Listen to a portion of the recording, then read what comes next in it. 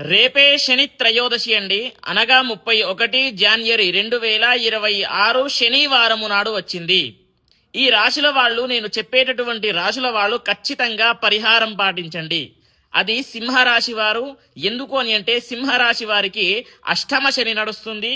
ధనుస్సు రాశి వారికి ఏంటి అని అంటే అర్ధాష్టమ శని నడుస్తుంది.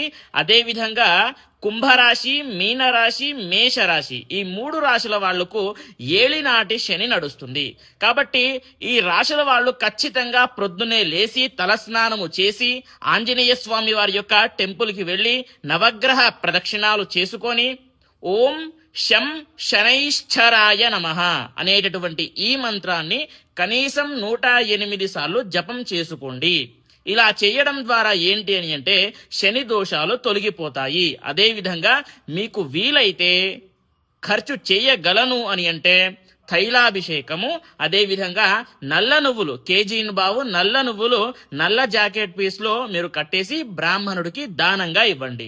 ఇలా చేస్తే గనక చాలా అంటే చాలా అద్భుతంగా శని దోషాలన్నీ కూడా తొలగిపోతాయి. ఎందుకని అంటే మాఘమాసంలో చాలా విశేషమైనటువంటి మాసం. మాఘమాసంలో శని త్రయోదశి చాలా విశేషం. అందరికీ తెలియజేయండి. స్వస్తి, సర్వే జనాః సుఖినో భవంతు.